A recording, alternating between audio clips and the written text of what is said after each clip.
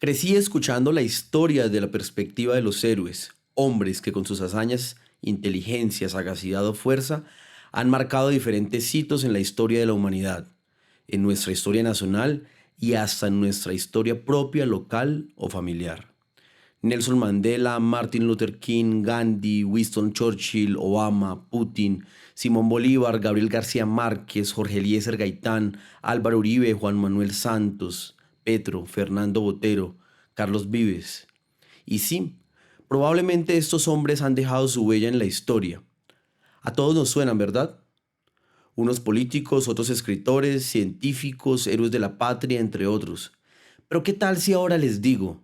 Virginia Gutiérrez de Pineda, Gabriela Mistral, Laura Restrepo, Emma Reyes, Rosa Parks, Marie Curie, Malala Yousafzai, Policarpa Salabarrieta Ríos, Angela Merkel, Greta Thunberg, Manuela Beltrán, Antonia Santos, Josefa Acevedo, Florelena Gómez.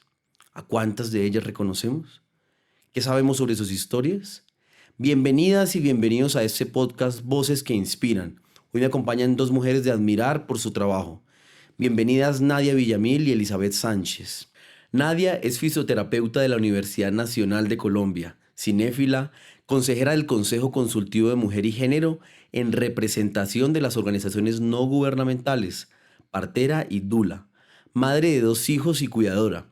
Ha trabajado con población en situación de discapacidad y su fuerza la ha llevado a querer atender de manera gratuita a mujeres adultas que tengan problemas con su piso pélvico. Porque ella es una convencida de que en el cuerpo de las mujeres están almacenadas todas las emociones y que en la medida en que este cuerpo sane, la sociedad misma sanará. Elizabeth Sánchez Sandoval es hija, hermana, concejal, profesional, amiga, novia, mujer y negra.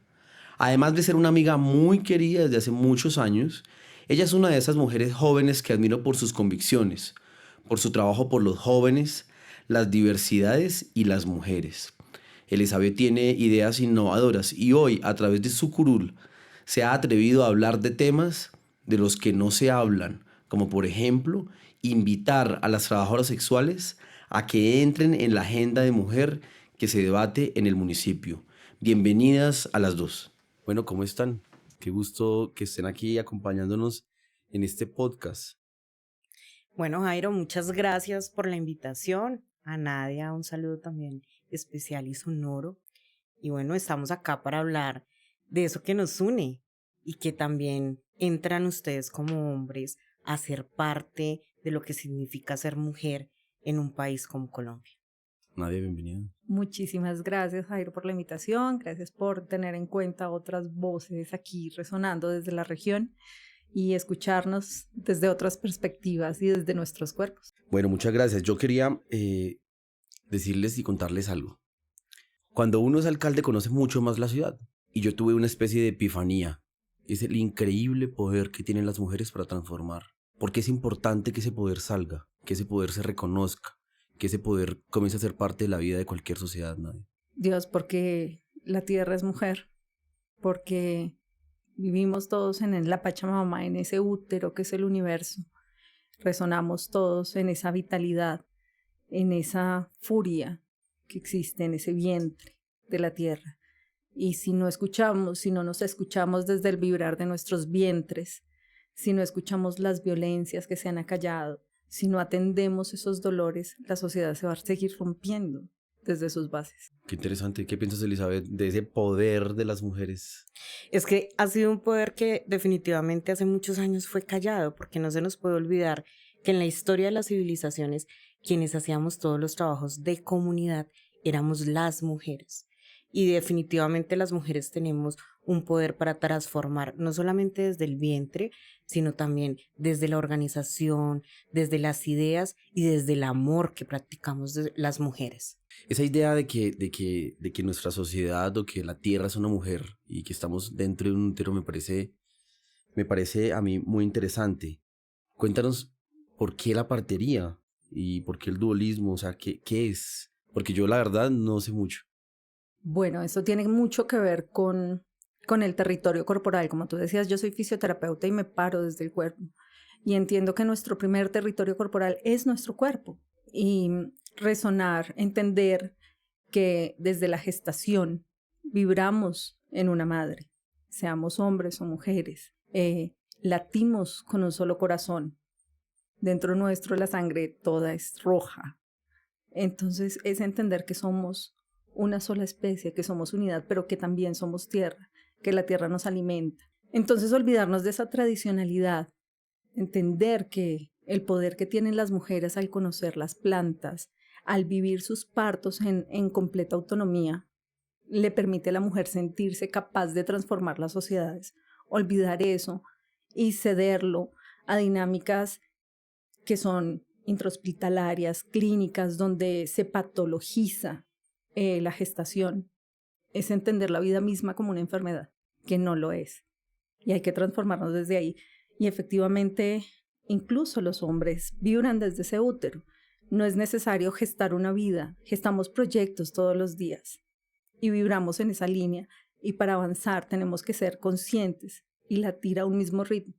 ¿Cómo ayudas a las mujeres en gestación, en esa etapa de parto y posparto? O sea, ¿cuál es tu contribución en ese proceso y por qué es importante para, no solo para ellas, ¿no? Para la sociedad en la que nos desenvolvemos?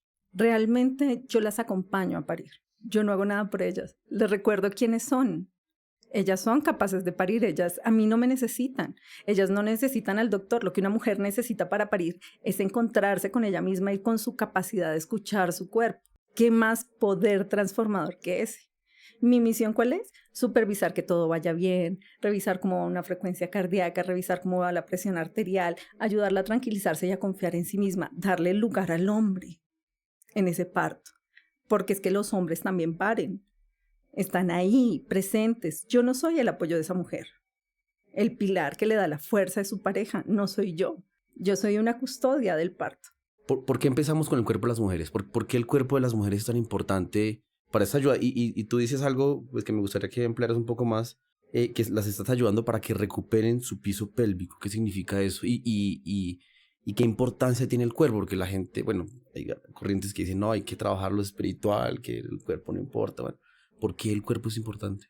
Bueno, además de todo eso que nombraste que soy parte de un grupo de investigación de la Universidad Nacional que se llama Corpus, que visualiza el cuerpo como un solo ente, como un solo ser. No tenemos cuerpo, somos cuerpo. Y cuando hablamos del piso pélvico, hablamos del lugar donde acogemos todas las violencias. Entonces hablamos de todo un sistema social. Cada vez que nos sentimos acosadas, agredidas, apretamos la entrepierna y cerramos ese piso pélvico. Y eso es un conjunto de músculos que al estar tenso, ¿cómo va a recibir la vida? Es un músculo que no conocemos porque culturalmente allí no se ve, no se mira, no se toca, no se huele. No nos conocemos a nosotras mismas. No sabemos dónde está ubicada la vejiga, qué forma tiene nuestro útero. Entonces el reconocer nuestra sexualidad, el reconocer nuestros órganos, nos permite reconocer nuestro territorio. Un territorio que no se conoce es un territorio que es colonizado por otros. Bueno, ahora entiendo un poco más por qué se dice que en la guerra en Colombia parte del territorio de guerra ha sido el cuerpo de las mujeres. Y que de hecho, según el informe de la Comisión de la Verdad, hay mayor cantidad de víctimas mujeres que hombres en nuestro país. Y muchas de ellas lo han tenido que sufrir en su propio cuerpo. Y bueno, y hablando del cuerpo y del territorio, Elizabeth, ¿qué significa? Tú has logrado algo increíble y es que eres la primera mujer negra, joven además, en ser concejal de Fusagasugá. Ahora, ¿qué significa ser mujer negra en Colombia? Es un desafío, ¿sabes? Mira, tengo las 3 condiciones que esta sociedad colombiana más aborrece. Soy mujer y vivimos en un país misógino y machista. Soy negra, que aún la historia de los negros en este país no ha sido contada verdaderamente y no ha sido importante y vital para lo que significa ser la nación que hoy somos. Y tercero, creo quizás uno de los grandes defectos que puedo tener es que soy joven y digo las cosas como pienso. Entonces imagínate si eso no es ya ser disruptiva en el escenario político. Y que mucha gente en la sociedad, solo por ese hecho, te opaca, minimiza lo que dices. Total. Es muy difícil, ¿sabes? Y sobre todo, vuelvo y lo repito, vivimos en una sociedad misógina, en una sociedad machista, en una sociedad hipócrita también, porque nos cuesta reconocer que Colombia todavía tiene unos procesos raciales muy complejos donde lo que es diferente a mí no va. Y obviamente ser una mujer negra en ese escenario es complejo. ¿Lo has sentido en Fusagasugá? Obvio. ¿Lo Y has- en campaña, la otra pregunta, ¿lo has sentido en el consejo? obvio. Claro que sí. Claro que sí. Y mira, es una práctica que se seguirá repitiendo hasta el momento que podamos entender absolutamente todos que tanto blancos, indígenas, negros convivimos y hacemos parte de un mismo país y un mismo territorio. Y que desde la mirada de cada uno de nosotros se construye sociedad también.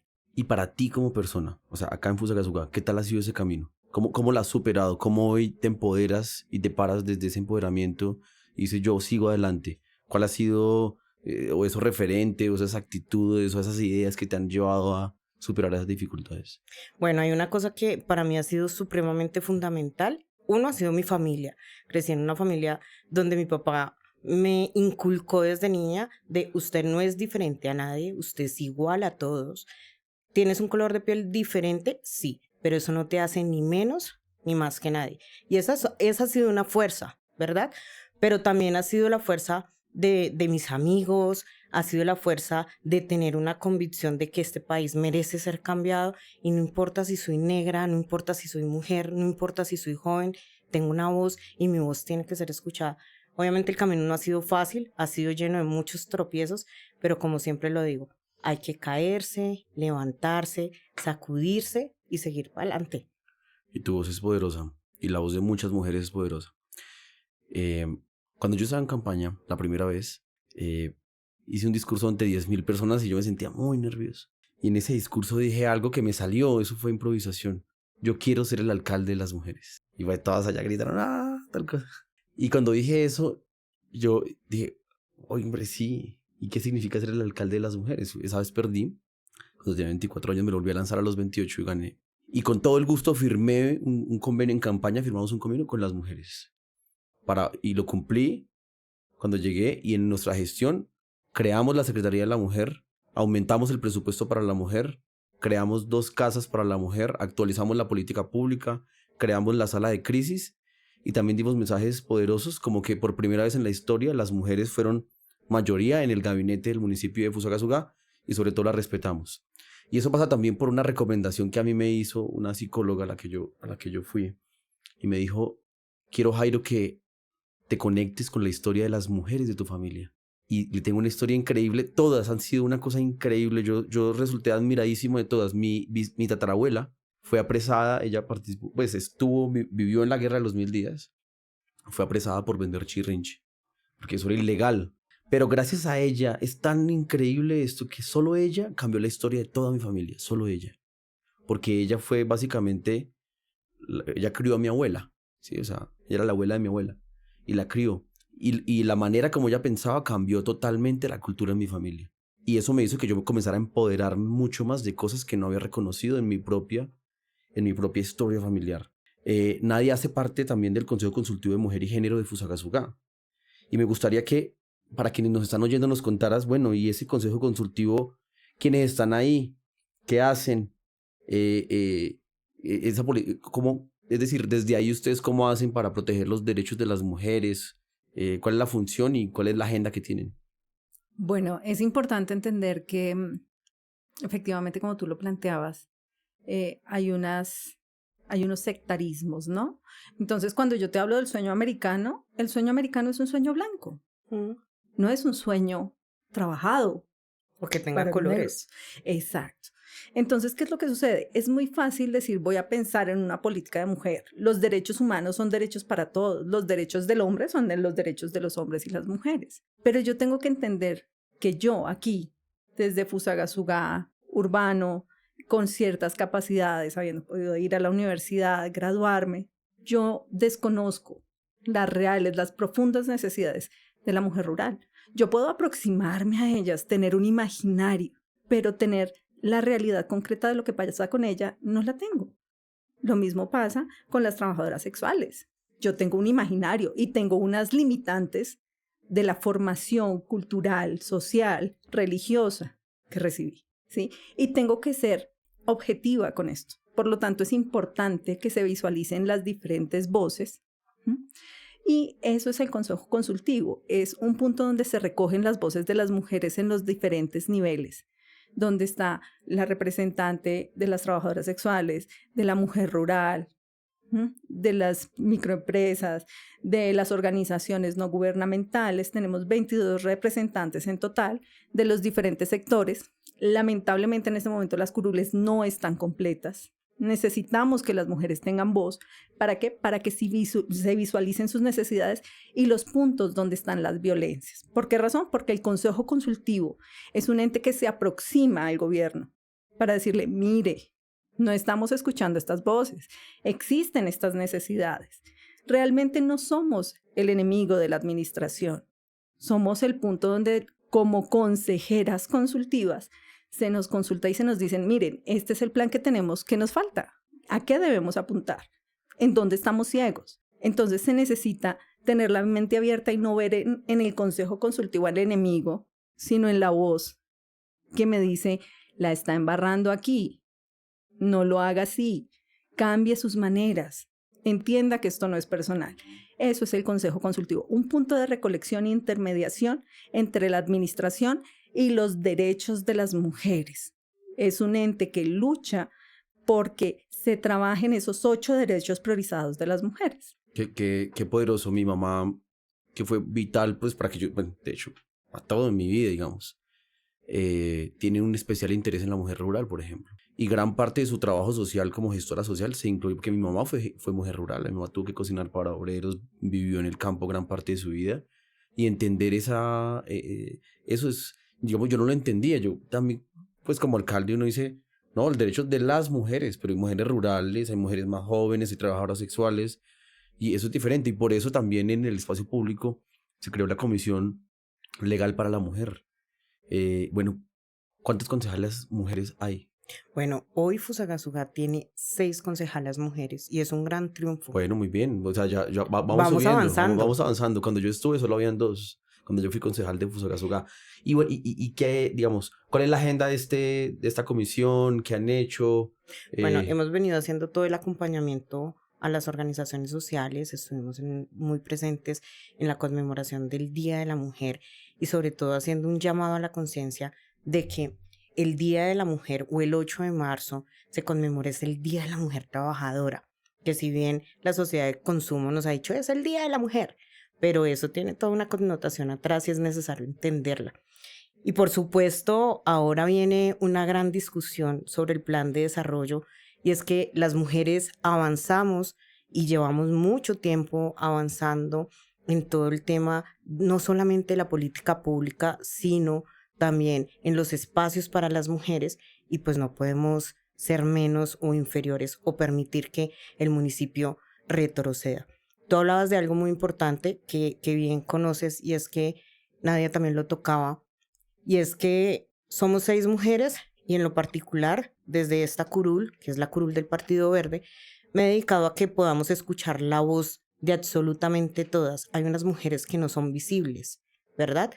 Y a veces por no ser visibles no reconocemos en ellas sus derechos, las trabajadoras sexuales.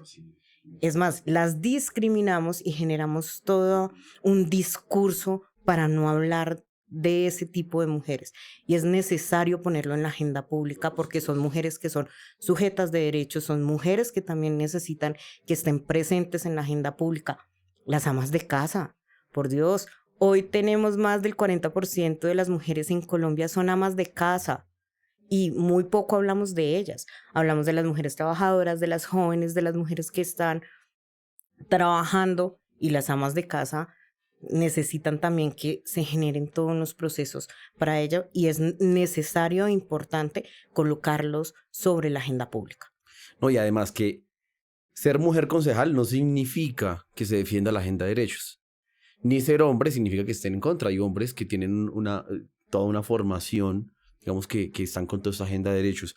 Y ustedes que son mujeres de criterio, pues que tienen una oportunidad de no solo vivir en carne propia lo que significa luchar por sus derechos, sino que además han hecho un proceso de activismo proactivo para salir a exigir los derechos de otras mujeres que necesitan eso.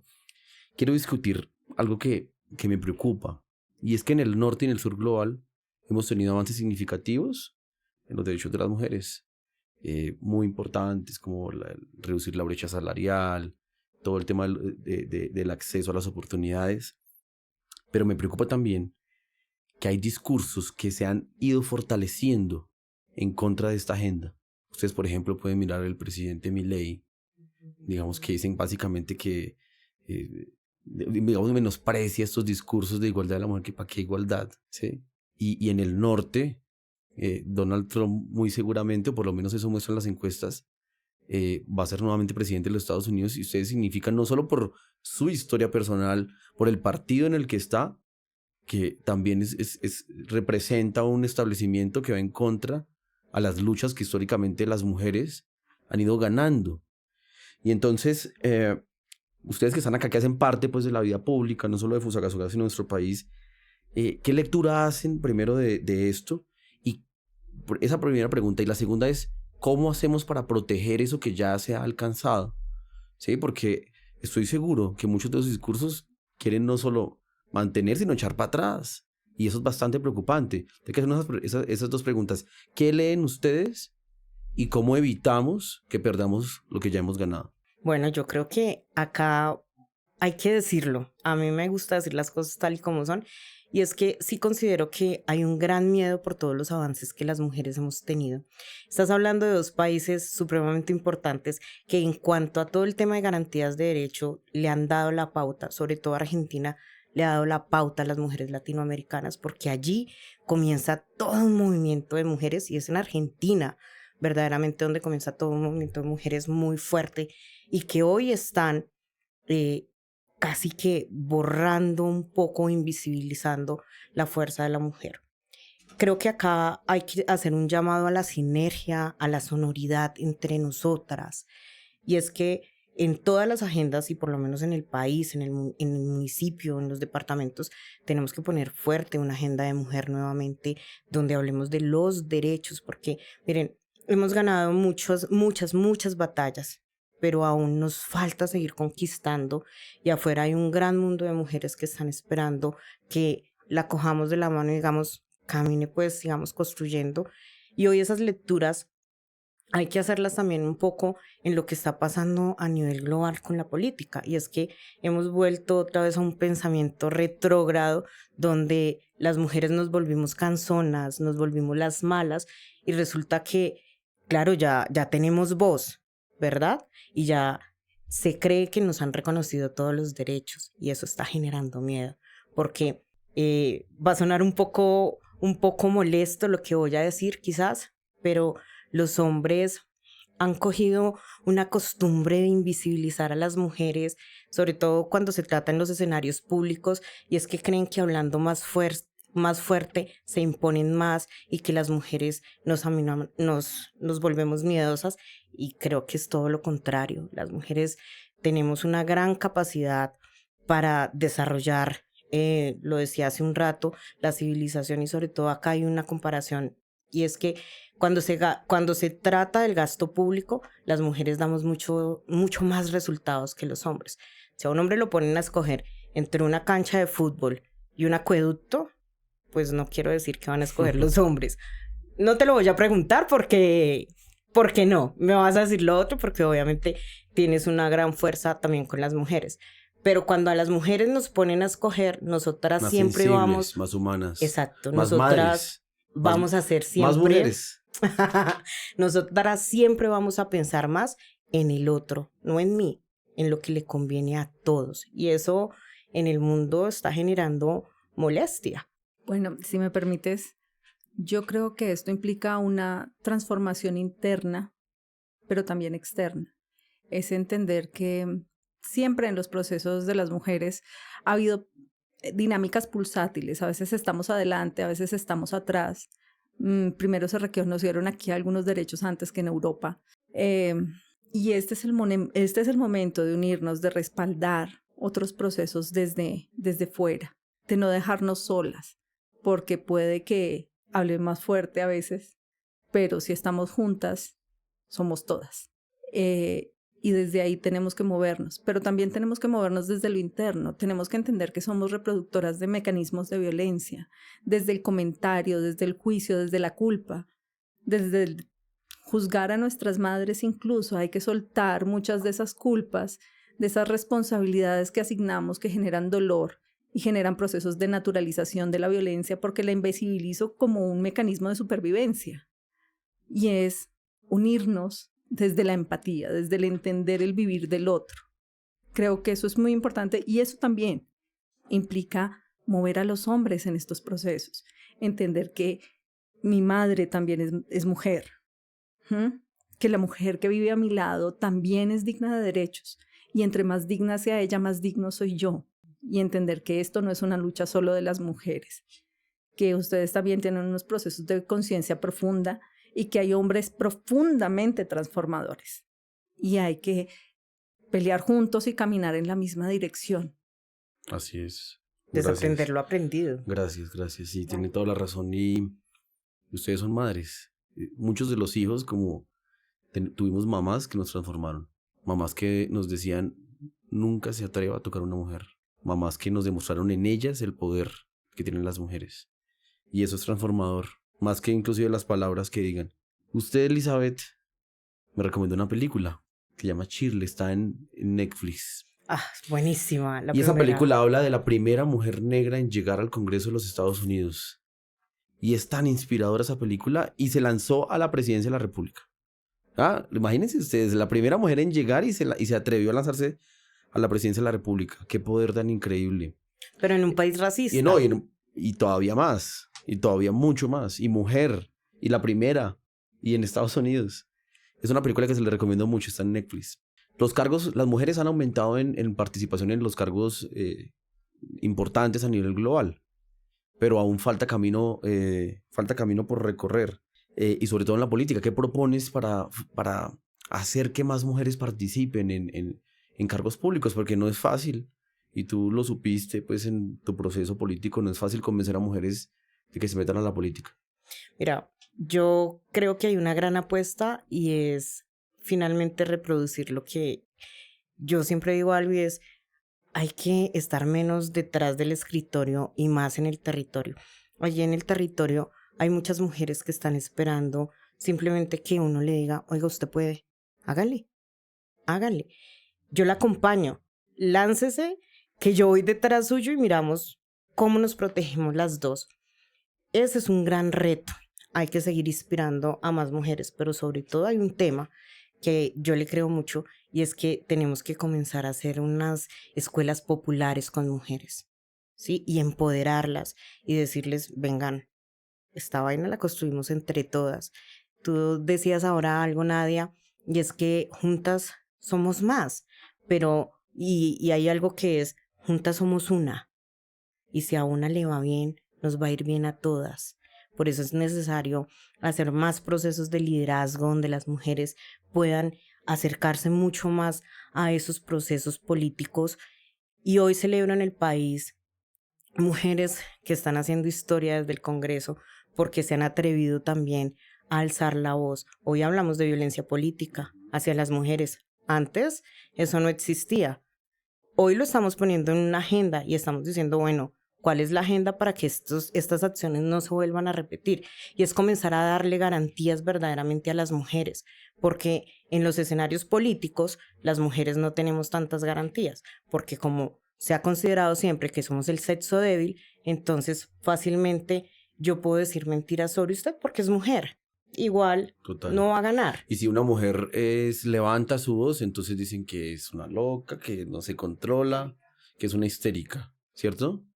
Y si una mujer tiene que ser calmadita, juiciosita, entonces no les puede... Tenemos un estereotipo. Pero cuando un hombre se levanta y habla duro, ese es un berraco, ese sí tiene autoridad, así es que se habla, así es que se gobierna este país. Yo les cuento una experiencia que tuve en el colegio. Yo estoy en un colegio solo mujeres. Y tenía un profesor que me marcó mucho la vida, porque era un profesor altote y tenía las manos grandes.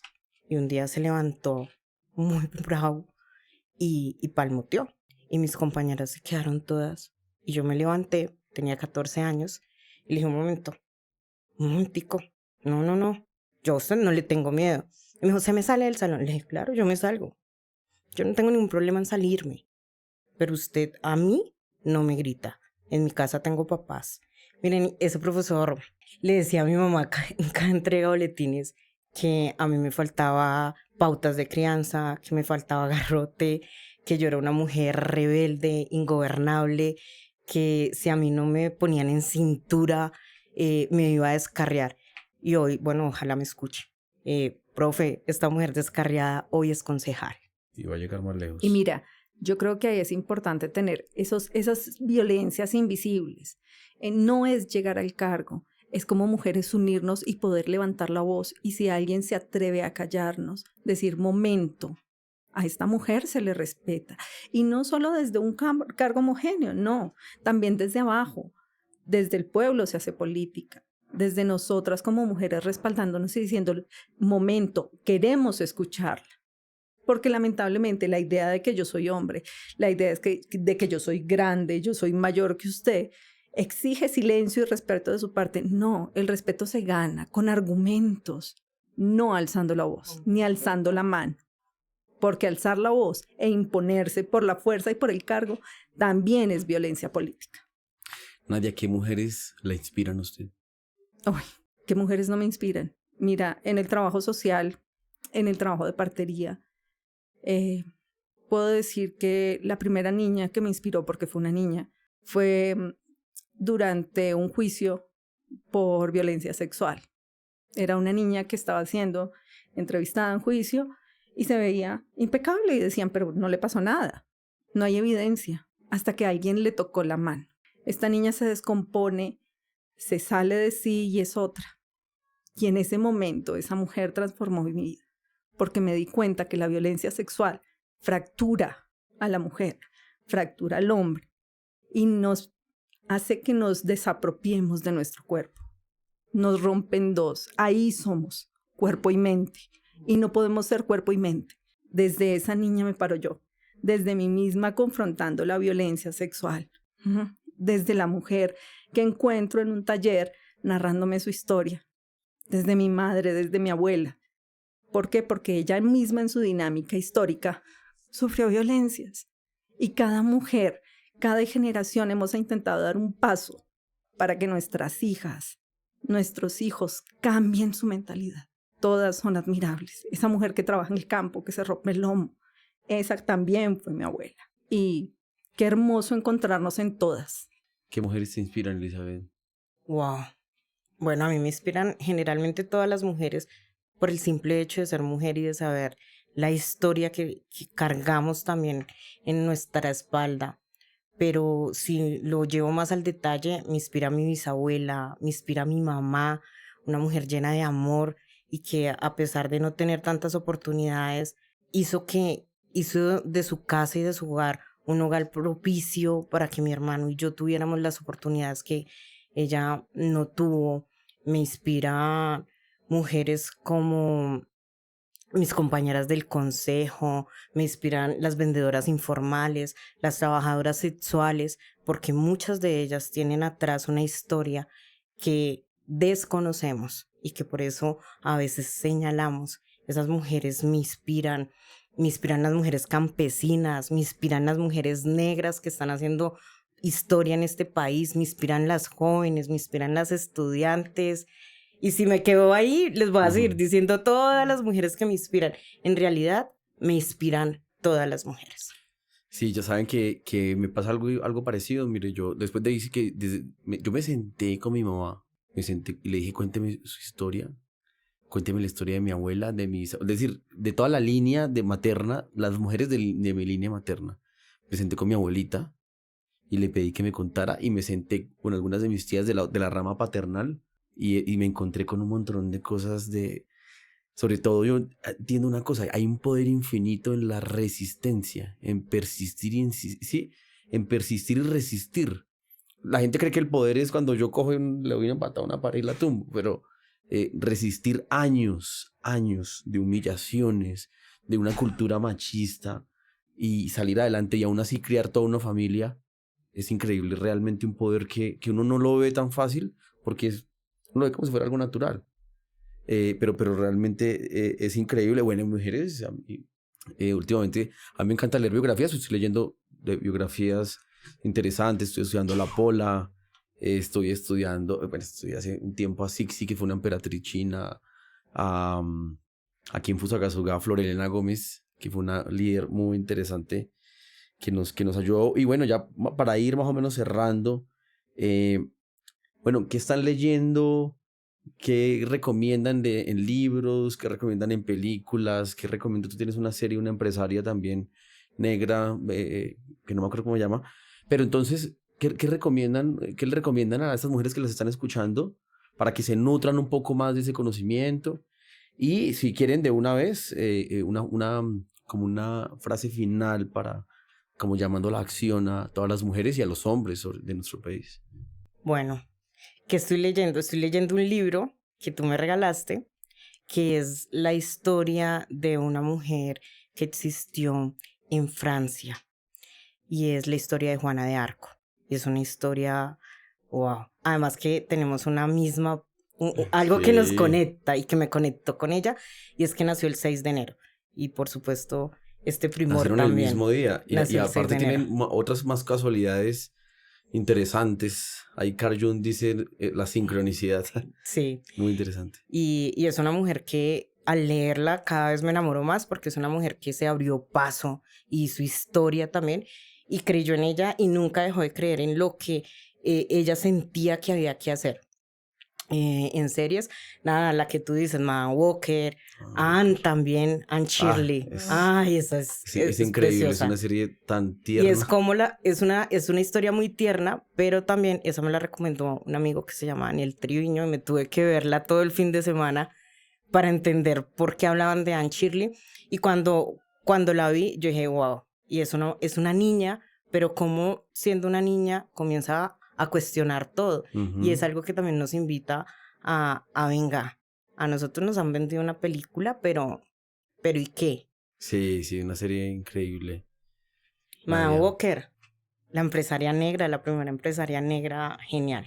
Bueno, yo ahorita estoy retomando una lectura breve que se la recomiendo mucho, se llama Los Cuatro Acuerdos, que es una invitación severa a hacernos responsables de nuestra propia felicidad. Se lo recomiendo mucho. Sí, es una lectura corta. Es excelente. Es espectacular.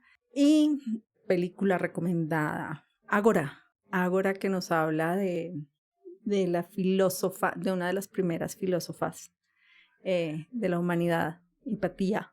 Entonces, y parémosle bolas a la relación que hay entre la política y la religión. Ahí es una invitación que no me hace muy buenos amigos.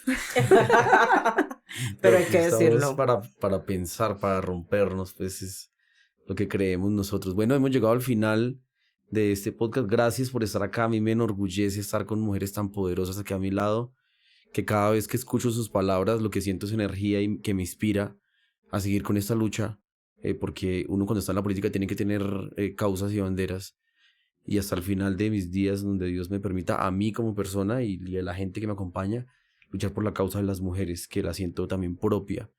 Gracias por estar acá y gracias por mostrarnos ese poder y gracias por inspirarnos, y estoy seguro que mujeres, niñas, niños, hombres que las están escuchando se van a inspirar mucho más con la lucha de ustedes. Y si eso es en un podcast, yo les quiero recomendar que las sigan a las dos para ver todo lo que se viene, porque estoy seguro que ustedes no van a parar tampoco. Un abrazo muy especial. Gracias por acompañarme. Y gracias. A ti muchas gracias. Y gracias por acompañar la lucha de las mujeres, porque en la medida que nos sigan abriendo paso, es abrirle paso también a una nueva sociedad, a una sociedad más justa, más equitativa entre nosotros. Muchas gracias.